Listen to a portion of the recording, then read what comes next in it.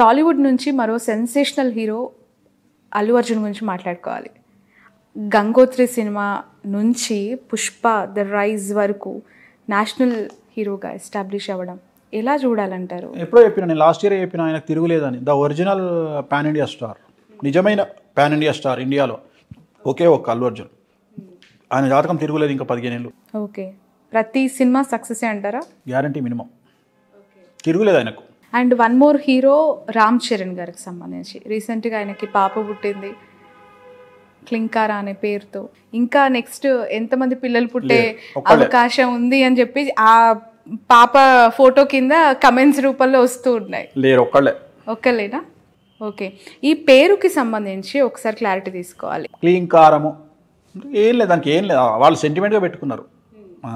And one more thing, పుట్టిన టైంని బట్టి ఆ నిమిషాలు, సెకండ్లు, గంటలను బట్టి పేరు పెట్టుకోవాలా? నచ్చిన అక్షరాన్ని బట్టి పేరు పెట్టుకోవాలి.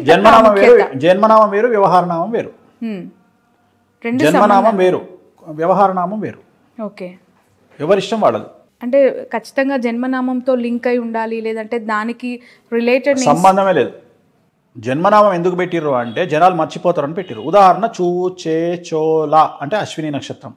సపోజ్ మీ ఇంట్లో ఎవరో, మీ ఇంట్లో ఒక 1970లో మీ ఇంట్లో మీ అన్ననో తమ్ముడో పుట్టిండు, మేషరాశిలో పుట్టిర్రు. వాళ్ళకు తెలియక మేము మర్చిపోయినాము, వాళ్ళకి ఏం నక్షత్రమో తెలియదు. సో జనరల్గా మేము ఏమంటాము, చెన్నయ్య అని చెప్పమంటాం. చూచే, చెన్నయ్య అంటే అశ్విని నక్షత్రం, 2వ పాదం, మేషరాశి. అట్లనే ఒక అమ్మాయి పుట్టింది మీ ఇంట్లో 1970లో, మీ అక్కనో మీ చిన్నమ్మనో పుట్టింది. ఆమె జన్మనామం మీరు చెప్పారు, గురువు గారు మాకు ఆమె డేట్ ఆఫ్ బర్త్ లేదండి, కానీ ఆమె జన్మనామం మాత్రం టొక్కమ్మ అండి గుర్తుంది అని. అవును, టొక్కమ్మ నా అమ్మ, టేటో పాపి, ఉత్తర కన్యా రాశి, 2వ పాదం అని చెప్పి అయిపోయింది. ఉత్తరా నక్షత్రం 2వ పాదం. అంటే ఇవన్నీ కూడా ఎందుకు పెట్టిర్రు ఈ పేర్లు అంటే, ఒకవేళ మీకు జాతకాలు తెలియకపోతే డైరెక్ట్గా బ్లైండ్గా పంతుల దగ్గరికి వెళ్ళిపోయి, పంతులు గారు నాది టొక్కమ్మ జన్మనామం అండి అనగానే జాతకం చెప్పేస్తాడు పంతులు. ఓకే, అందుకని పెట్టిరు. చాలా ఈజీ మెథడ్లో పెట్టిరు. కొన్ని ఇయర్స్ బ్యాక్ వెళ్తే వాళ్ళకి అసలు టైం తెలియదు, ఏమీ తెలియదు, అందుకని ఇది పెట్టిరని చెప్తున్నా. ఓకే, ఇప్పుడు టైం తెలియదు కరెక్టే, కానీ పుట్టంగానైతే పంతులు దగ్గరికి పోతాడుగా, ఇంట్లో తండ్రి పోతాడు కదా. ఇప్పుడు 1960లో సపోజ్ ఎవరో ఒక పర్సన్ పుట్టిండు, ఆయనకు అసలు జ్యోతిష్యం తెలియదు, జాతకం తెలియదు, వాళ్ళ ఇంట్లో ఏం తెలియదు. ఆయన పోయి ఏం చేసిండు, అయ్యా సార్ పంతులు గారు నా కొడుకు పుట్టిండు, ఇగో పలానా అంటే పంతులు ఏం చేస్తాడు, బిడ్డ చూసి ఇగో నీ కొడుకు పేరు రేవంత్ అని పెట్టిండు. ఏం నక్షత్రం?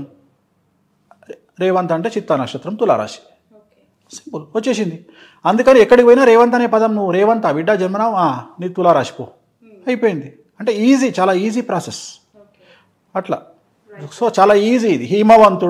హిమవంతుడు అంటే పుష్యమి నక్షత్రమా, పో కర్కాటక రాశి, పుష్యమి నక్షత్రం. సో ప్రతి నక్షత్రానికి, ప్రతి రాశికి ఈ బ్లైండ్గా గుర్తుంచుకోవడానికి పేర్లు. అందుకని చాలా ఈజీ యాక్సెస్లో ఇవి పెట్టిరు. అది అయిపోయిన తర్వాత ఇప్పుడు తెలంగాణ ప్రాసెస్ ఏంది, తెలంగాణలో ఎప్పుడు మనకు జాతకాలు పేపర్ల మీద ఎవరు రాయరు. ఇక్కడ ఏంది పరిస్థితి అంటే, సంక్రాంతి అయినాక 3 రోజుల పుట్టిన బిడ్డ 1987 గోజలింటికి వస్తున్నాయి, అయిపోయింది. అంటే 1987లో సంక్రాంతి అయినాక 3 రోజులకు, సంక్రాంతి 14 తారీఖు 17 తారీఖు పుట్టినావు, గోజలు ఇంటికి వస్తున్నాయి అంటే సాయంత్రం 6 గంటలకు పుట్టినావు నువ్వు. ఎందుకు 6 గంటలకు బర్రెలన్నీ ఇంటికి వస్తాయి, అయిపోయింది. నీ జాతకం ఆ టైంతో సహా వచ్చేసింది కదా, సింపుల్. అదే ఆంధ్రాలో అయితే పేపర్ మీద రాసి పెడతారు, చాలా తేడా ఉంటుంది. ఇప్పుడు ఉదాహరణ ఆంధ్ర తీసుకుంటే అక్షరాభ్యాసానికి ఇంపార్టెన్స్ ఎక్కువ. ఎందుకంటే అక్షరాభ్యాసం అనేది పెళ్లితో సమానంగా చేస్తారు, ముహూర్తం చూసి సరస్వతి టెంపుల్కి వచ్చి బాసరాకు వచ్చి. తెలంగాణ అట్లా కాదు. తెలంగాణలో పోయినావా ఫస్ట్ వాడు బాసరా చేయకముందే వీడు పోతాడు, మంచిగా క్వార్టర్ వేసుకుంటాడు, బీర్ తాగుతాడు, ఎంజాయ్ చేస్తాడు, ఒక టూర్ లెక్క అయిపోతే వెళ్ళిపోతారు. అంటే ఒక్కొక్క ఆచారం, వ్యవహారం, ఒక్కొక్క సాంప్రదాయం బట్టి ఉంటుంది. బట్ ఇక్కడ వన్ మోర్ క్వశ్చన్ నేను అడుగుతాను గురూజీ. పెళ్ళిళ్ళ విషయంలో ముహూర్త బలము దేనికి ఎంత ప్రయారిటీ ఇవ్వాలి? జీలకర్ర బెల్లం పెట్టేదానికా, తాళి కట్టేదానికా? జీలకర్ర బెల్లంకే ఇవ్వాలి. అవునా? ప్రామాణికం శాస్త్రం కూడా జీలకర్ర బెల్లమే చెప్తుంది. ఎందుకంటే అప్పుడే కదా చూసుకునేది, ఇద్దరు చూసుకునేది అప్పుడే. జీలకర్ర బెల్లమే దాని తర్వాత నీకు మిగతా విషయాలు వస్తాయి. మొహం చూసుకునే సందర్భం చాలా ముఖ్యమైన సందర్భం. అంటే ముహూర్తంలో చూసుకోవాలి. అంతకుముందు చూసుకోవచ్చు 1,00,000 సార్లు, అది వేరే విషయం. అది రెస్టారెంట్లో చూసుకోవచ్చు, హోటల్లో చూసుకోవచ్చు, ఎక్కడ చూసుకోవచ్చు. కానీ పెళ్లి పీటల మీద చూసుకునే ముఖం చూసుకునేది ముఖ్యమైన విషయం. ఓకే. అండ్ మన తెలంగాణ సైడు అంటే ఇక్కడ ఎక్కువగా డేలో మ్యారేజెస్ జరుగుతూ ఉంటాయి, డే ముహూర్తాలకు ప్రయారిటీ ఎక్కువగా ఉంటుంది ఇక్కడ పరిస్థితులను బట్టి. బట్ ఏపీ విషయానికి వస్తే రాత్రుల్లో ఎక్కువగా ముహూర్తాలు పెడుతూ ఉంటారు.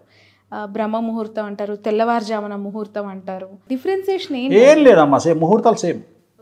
లగ్న బలం అనేది సేమ్ ఉంటుంది. యాక్చువల్గా అభిజిత్ లగ్నం అనేది ఇట్ ఈస్ ఎక్స్ట్రీమ్లీ గుడ్. యాక్చువల్గా ఉదయం 11 నుండి 12:30 మధ్యలో వచ్చే ముహూర్తం ఈజ్ బెస్ట్ ముహూర్తం. దాన్ని అభిజిత్ ముహూర్తం అంటారు. సో ఆ ముహూర్తాన్ని మించింది ఏ ముహూర్తం ఉండదు. సో ఏదైనా అదే ముహూర్తము. బట్ అక్కడ ఏంటంటే మీకు నైట్ ముహూర్తాలు చేసుకోవడం అలవాటు వాళ్ళకు. ఉదాహరణ రేపు తెల్లవారుజామున, ఇవాళ రాత్రి 2 గంటలకు పెళ్లి ఉంటుంది, ఇప్పుడు రిసెప్షన్ పెట్టుకుంటారు. సో వాళ్ళంతా నైట్ ముహూర్తాలు, అదొక సాంప్రదాయం. మందికి క్వశ్చన్ ఉంటుంది, ఇవి ఇక్కడ మధ్యరాత్రి పెళ్లి చేసుకుంటారు, నిద్రపోతుంటారు, ఎవరికి అంత ఓపిక ఉండదు. అంతే, అదో సాంప్రదాయం చెప్తున్నా కదా. ఇప్పుడు తమిళనాడు కనుక అమావాస్య మంచిది అన్నట్టు, వీళ్ళకి అదొక అలవాటు. అంతకుమించి వాళ్ళ పెద్ద శాస్త్రం ఏం లేదంట, వాళ్ళ ఆచార వ్యవహారాలు అంతే, అంతకుమించి ఏం లేదు. ఓకే. అండ్ మీరు చాలా పూజలు కామాఖ్య దేవాలయంలో చేస్తూ ఉంటారు. అనేక వీడియోల్లో నేను చూశాను. ఆ దేవాలయం యొక్క ప్రాముఖ్యత, ప్రాశస్త్యం, లేదంటే గెలుపోటములను డిసైడ్ చేసే ఒక శక్తి ఆ దేవస్థానానికి ఉందంటారు? 100% ఉంది. కాకపోతే ఏమైతుంది అంటే జనాలు వెళ్తున్నారు కానీ ఏం చేయాలో తెలుసుకోవాలి కదా. ఇప్పుడు శక్తిపీఠాలలో క్రియాపీఠం, ఇప్పుడు కామాఖ్య అనేది యోనిపీఠం, అక్కడ కొన్ని ప్రత్యేకమైనటువంటి పూజలు చేస్తారు. ఇప్పుడు తిరుపతి ఉంది, తిరుపతిలో వెంకటేశ్వర స్వామి దగ్గర పోయి దర్శనం చేసుకుంటే చాలు, మనం అంతకుమించి ఏం లేదు. సరస్వతి బాసర పోయినప్పుడు ఏం చేస్తాం, అన్నప్రాసన, మన అక్షరాభ్యాసం చేస్తాం. నువ్వు అక్షరాభ్యాసానికి పోయినప్పుడు ఆ పూజ చేయకుండా దర్శనం చేసుకుని వస్తే లాభం ఏముంది? అట్లనే కామాఖ్యకు పోయినప్పుడు నువ్వు ఏ పూజకు పోతున్నావు? కామాఖ్య అనేది పేరే కానీ 10 దేవాలయాలు ఉన్నాయి, 10 మహావిద్యలు. అసలు నీకు ఏం కావాలని పోతున్నావు? ఇక్కడ నుండి పొలోమని ఫ్లైట్ ఎక్కేసి కామాఖ్యలో దిగుతున్నావు, పోతున్నావు, దర్శనం చేసుకుంటున్నావు, వస్తున్నావు. మొన్న నాకు తెలిసిన ఒక ప్రముఖ పొలిటీషియన్ పోయింది కామాఖ్యకు, ఉత్తగానే దర్శనం చేసుకుని వచ్చింది. నువ్వు పోయింది ఎందుకు? నీ మీద కేసులు పోతందుకు. నువ్వు పోయినప్పుడు పూజ చేసుకుని రావాలి కదా. నువ్వు దేనికోసం పోవాలి? బగాలంకి పూజలు చేసుకుని రావాలి. పూజలు చేసుకోకుండా దర్శనం చేసుకొని వస్తే నీకు రెమెడీ ఎట్లయితుంది? సో నేను అనేది ఏంటంటే, ఇప్పుడు రాముడి దగ్గరికి పోతే దర్శనం చేసుకొని రావచ్చు, శివుడి దగ్గరికి పోతే దర్శనం చేసుకొని రావచ్చు. కానీ ఇక్కడ ప్రత్యేకమైనటువంటి క్రియలు ఉంటాయి, 10 రకాల పనులు ఉంటాయి. 10 రకాల క్రియల్లో నువ్వు సినిమా హీరోయిన్వా, పొలిటీషియన్వా, బిజినెస్ ఉమెన్వా, ఎంటర్ప్రెన్యూర్వా, నీకు జైలుకు పోయే యోగం ఉందా, లేకపోతే నువ్వు ఎమ్మెల్యే కావాలన్నా, మినిస్టర్ కావాలన్నా, నీకు డబ్బులు కావాలన్నా, భర్త కావాలన్నా, సంతానం కావాలన్నా, ఇన్ని రకాల క్వశ్చన్స్ ఉంటాయి. ఆ క్వశ్చన్కు సంబంధించిన రెమెడీ ఉంటుంది. సో నువ్వు ఆ రెమెడీ చేసుకొని వస్తే సఫలీకృతం అవుతుంది తప్ప దర్శనం చేసుకొని వస్తే సఫలీకృతం ఎట్లయితుంది? సో దానివల్ల ఫెయిల్యూర్ అవుతుంది. చాలామంది పొయ్యి వస్తున్నారు, పొయ్యి వచ్చినంత మాత్రం డెవలప్మెంట్ కాదు. నీకు ఏం కావాలనో అక్కడ చేయించుకో. నువ్వు 10 రకాల పూజలు ఉంటాయి, 10 రకాల అమ్మవార్లు ఉంటారు, 10 రకాల దేవాలయాలు ఉన్నాయి. నువ్వు 10 గుడులకు తిరిగి దర్శనం చేసుకో. లేకపోతే నీకు ఏం కావాలి? శత్రువు మీద జయం కావాలన్నా, డబ్బు కావాలన్నా, అధికారం కావాలన్నా, వశీకరణం కావాలన్నా, నీకు వశీకరణ కూడా సిద్ధిస్తుంది అక్కడ. ఈ అన్ని అంశాలకి ఒక్కొక్క ప్రాముఖ్యతమైన పూజలు ఉన్నాయా? 10 రకాల పూజలు ఉన్నాయి. ఇది తెలియకుండా నువ్వు పోయి ఉత్తగా దండం పెట్టుకొని వస్తే ఎట్లా? ఇప్పుడు ఈ మధ్య కాలంలో ముఖ్యమంత్రులు అందరూ రాజశ్యామల యాగం అని చేస్తూ ఉంటారు, లేదంటే ఇప్పుడు అది కూడా 2 ఉంటాయమ్మా. సుదర్శన యాగం అవన్నీ చిన్న చిన్నవి, వాటి గురించి ఎవరు చేయించరు. జనరల్గా పెద్దయ్యే ఉంటాయి, రాజశ్యామల బగాలముకి చేస్తారు. బట్ వాటిలో కూడా వామాచారం, దక్షిణాచారం ఉంటుంది.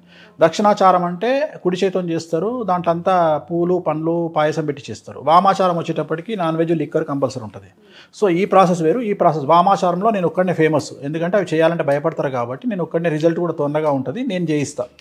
సో జనరల్గా నేనే ప్రచారంలోకి తీసుకొచ్చిన కాబట్టి దాని క్లారిటీ ఏంది అనేది నాకు ఒక అవగాహన ఉంది. వామాచారం ఎట్లా చేయాలి, అక్కడ ఏంది పరిస్థితులు అనేది. చాలామందికి ఏం చేస్తున్నారు ఈ మధ్యన, దీన్ని అడ్డం పెట్టుకొని మనం ఏదో టీవీలో చెప్పంగానే అందరు పొలోమంటే వెళ్ళిపోయి దర్శనాలు చేసుకొని వస్తారు. దర్శనాలు చేసుకోవడం కాదు, అట్లీస్ట్ అక్కడ ఒక చిన్న పూజన చేసుకొని వస్తే అనుకూలంగా ఉంటుంది.